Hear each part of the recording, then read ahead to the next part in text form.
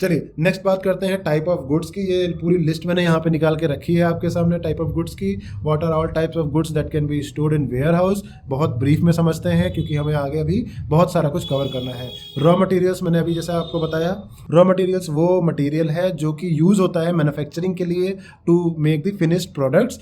ये मोस्टली उन warehouses पे रखे जाते हैं जिन वेयर हाउसेस से डिस्पैच होता है फिनिश्ड गुड्स के लिए for the manufacturing. Finished goods products again raw material से जो भी फैक्ट्री में जाकर के प्रोडक्शन होता है, प्रोडक्शन करने के बाद जो भी फिनिश्ड गुड्स बनते हैं वो फिनिश्ड गुड्स को वेयर हाउसिंग में स्टोर किया जाता है। इन्वेंट्री, यहाँ पे फिनिश्ड प्रोडक्ट्स और इन्वेंट्री में डिफरेंस समझना जरूरी है।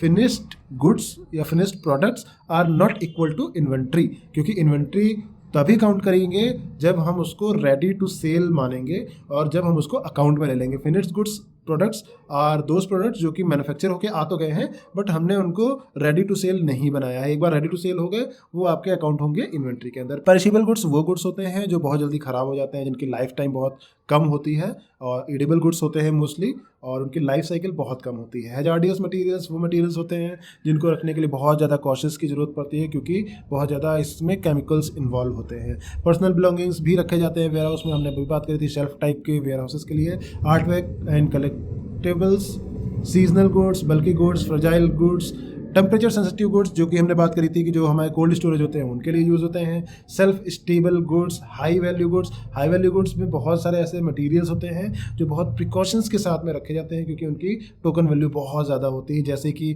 आपकी लग्जरी कार्स हो गई, लग्जरी आइटम्स हो गए, उनके लिए। ओवरसाइज गुड्स भी बहुत ज़्यादा स्टोर होते हैं वेयर हाउसेस में। रिटर्न्स का कॉन्सेप्ट अगर बात करें तो वो प्रोडक्ट जो कि सेल होने के बाद कस्टमर रिटर्न करता है वो कंपनी के वेयर हाउस पे ही आते हैं at the end of the day. Damage goods, over stock, slow moving inventory, recalled goods.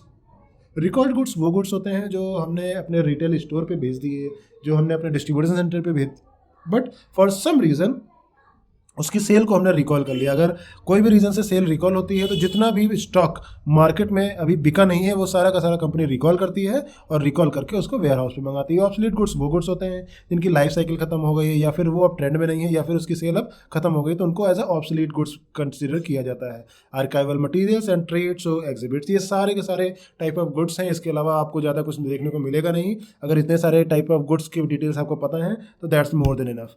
Next we will move on to a topic which is how to choose correct warehouse, जो कि हम अगली video में देखेंगे। तब तक के लिए आप बने रहिए हमारे साथ, सब्सक्राइब कर लीजिएगा अगर नहीं किया है तो, क्योंकि हम आपको कंटिन्यूसली ये वीडियोस देते रहेंगे।